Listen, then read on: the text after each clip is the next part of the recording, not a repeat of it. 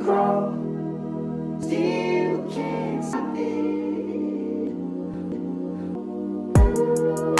What is up? I am Crypto Mason, and welcome back to the Crypto Mason YouTube channel. Shout out to the Gold Squad. We look for gold in every single aspect of our lives, and we always find it. Now today, we are back for another daily market update. We do have some amazing XRP stuff in here. We do have some Ethereum, some optimism. We're going to talk about that project that's been on the top gainer list every single day. And then we have some Near Protocol updates. As you guys know, I'm fairly bullish on Near Protocol as well. And then we're going to talk about just the overall state of the market. So let's hop into it. Make sure that you join the Gold Squad Discord as well. Link is in the description for that. Also, $25 giveaway on every single video for anybody who likes and comments. Obviously, don't comment something stupid or you will not get chosen. But drop a like and comment and you are automatically entered to win that. So let's hop into it right now. So starting off, I just wanted to show you a little bit of the Gold Squad Discord right here. We have the VIP section.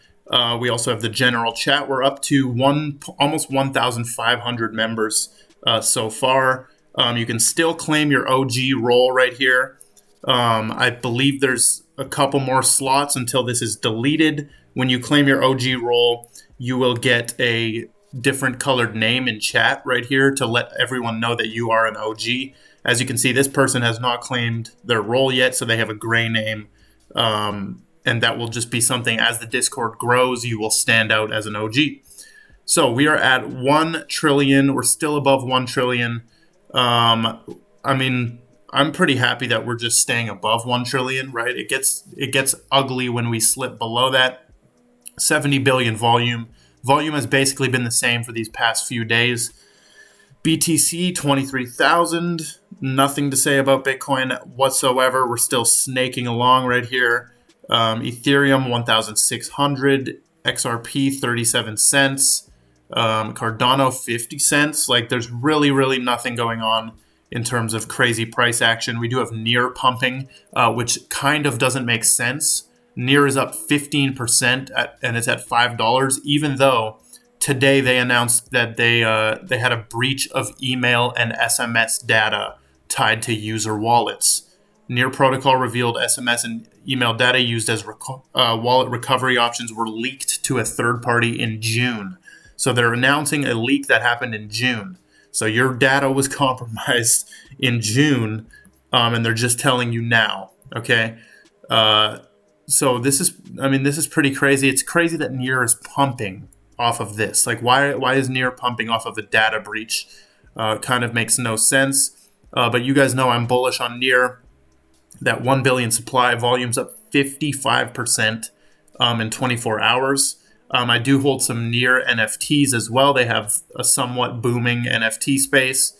And then also, we have Trust Wallet pumping. I have no idea why Trust Wallet's pumping. We got Theta, Ravencoin, Hollow, Basic Attention Token, Zcash, some of the standards. Keep an eye on Curve DAO, Chainlink as well. But let's move into some of the stuff we have today. So this is probably the biggest news of today. Yesterday was definitely the Coinbase and BlackRock news. But this is a staffer from the U.S. Senator Cynthia Lummis's office saying that every U.S. exchange and the largest crypto exchange in the world, Binance, are in various stages of being investigated by the SEC. So this is the SEC strategy. They want to come at the root of everything, which is the exchanges. So you cannot regulate, you cannot make all these cryptos turn into securities unless you attack the root of it, which is the root of it is, the exchanges that are listing these coins. If you make it so that the exchanges have to register as securities exchanges, right, which the SEC already calls Coinbase a securities exchange, then all the tokens will have to comply to stay on those exchanges. So they're coming at the root of it, and they're including Binance in that, right? Binance, Coinbase, everybody, all of the major exchanges, every single U.S. exchange. And then obviously they single out Binance right there. By the way, sign up for Binance with the link in my description. By the way, all of the major exchanges will survive 100%. I'm more worried about the tokens, which tokens will be able to comply with this. But this is pretty dang insane.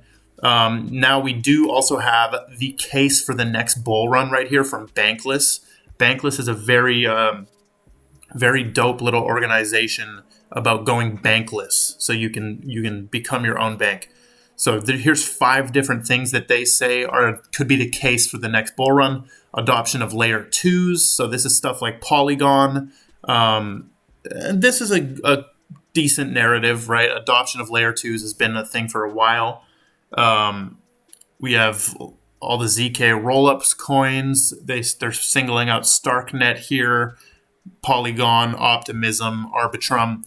We do have Optimism having some Ethereum users flocking to Optimism for Aave liquidity mining launch. Users lending and borrowing assets on Aave through Optimism's Layer 2 chain can now earn additional OP token rewards. Since the update went live, deposits to Aave on Optimism have increased by almost 500%. Okay. Liquidity mining program has over 1.5 billion. So Optimism, this might be a good play as well. All the roll-up coins are going to do pretty good, I think. And then we have maturation of DeFi and NFTs. That's a very straightforward one. Just as this market matures, it could cause a bull run, right? As the market matures. And then we have adoption of Web3 single sign-on. Single sign-on Web3 authentication allows for a single password and account free of personal details attached to millions of new websites. Now that actually seems like in my head, it seems less secure, right? You have one account attached to millions of websites or all your websites. So that account must be the most secure. The rise of GameFi, so blockchain games, they're singling out the one called Influence, Parallel, Loot Realms, Guild of Guardians. I have actually never heard of any of those. I think it would be a cool idea to play some blockchain games on this channel. I think that would be very cool. And then they say music NFTs. So keep in mind, right? Music NFTs will blow up, by the way. But keep in mind how many of these involve NFTs. Like there's an NFT one, right? Rise of GameFi is sort of NFTs. And then maturation of DeFi and NFTs. So, I mean, the DeFi, if NFTs go back into a bull market, crypto might also follow. But they kind of work hand in hand there. Now, let's move into some XRP stuff here. We have a great clip from BitBoy's channel with Connor McLaughlin right here. I'm going to mute my mic, and we're going to watch this. So watch BitBoy's face as this guy explains how XRP, you'll just watch. Let's. Interesting turn of events would it be if XRP is the thing that kind of saves crypto, right? Because you know how the people feel about XRP. You know how the people not in the community feel about it. Why do you think there's such a big misperception, or is there a misperception of XRP, especially in terms of like centralization, banks? You know the whole narrative. Yeah, so I have a feeling, and it took me a while to fully understand, because like I said, I got involved in 2019 and 2020. Same way everyone gets involved in Bitcoin and Ethereum. And then I learned about XRP, and I actually couldn't wrap my head around why people didn't like it. It was so hard for me to understand. But eventually you just realize XRP is everything that the Bitcoin maxis always wanted Bitcoin to be in an ideal world. And I hold Bitcoin. I like Bitcoin a lot, but XRP is what they wanted Bitcoin to be. And I just don't think they like that. I think because of that, they feel the need to tear XRP down. I mean, Bitcoin's special, and Bitcoin will always be great in its own right, but it's never going to be a back-end settlement asset for financial institutions. And I think they just kind of want to move the narrative towards that. Either way, though, I think all the centralization narratives, all that stuff is just made up. It's all FUD. There's really nothing to it. So XRP is every single thing that the Bitcoin people wanted it to be, and especially people like Jack Mallers who think that they can do XRP stuff on the Bitcoin network when really they're using Lightning Network, which is a completely separate thing, than Bitcoin, and is also more is centralized too. It has more aspects of centralization. Now, we also have this clip, 1 minute, 46 seconds, 2018 explanation from Gary. XRP is a bridge currency. He claims that numerous banks are already using Ripple. He claims that using stablecoins as a bridge currency is one of their most promising applications.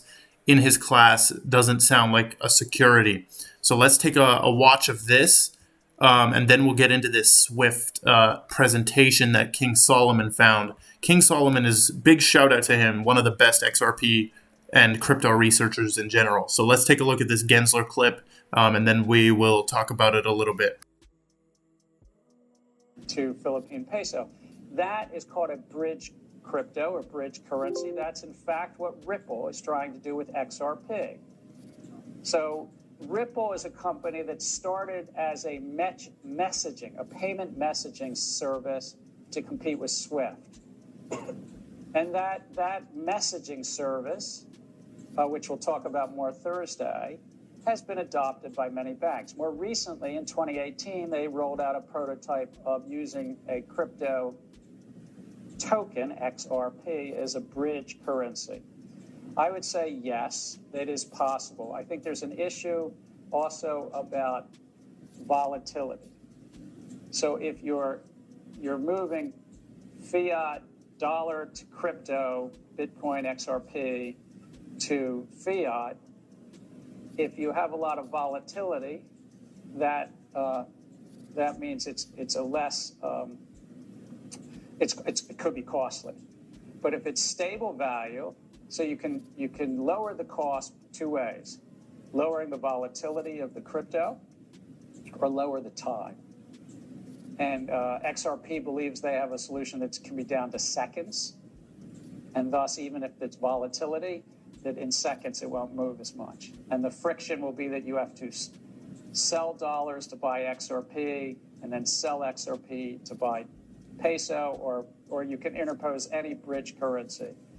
One of the most significant opportunities for stable value tokens that we'll talk about in a few classes is what we can call it as a bridge currency for cross-border.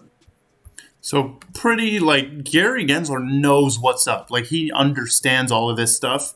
And he talks about the volatility risk at the end, which we know XRP, no matter how volatile it is, it doesn't matter for its actual use case, because an XRP transaction settles in 3 seconds, okay? Which a Swift could take up to 140,000 seconds.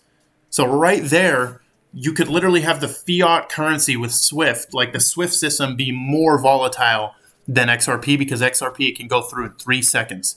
Now, we also have this from King Solomon. Just doing some digging today, and had never seen this slide from Swift in 2015. Ripple provides global switch for cross-border payments, okay?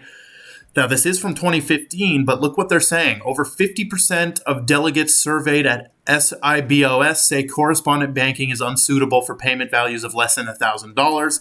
26% said current correspondent banking model is unsuitable for making payments of less than $50,000.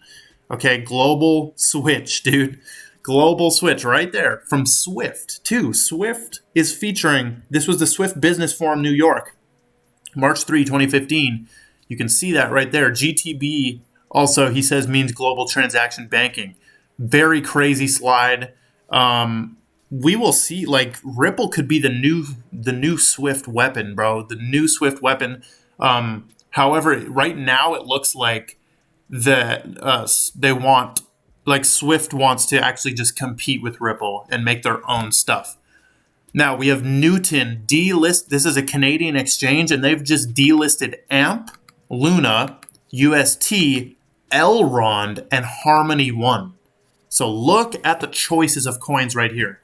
5 more coins delisted on a Canadian exchange, right? AMP, Elrond, and Harmony. Those are very surprising. The UST, even UST is very surprising.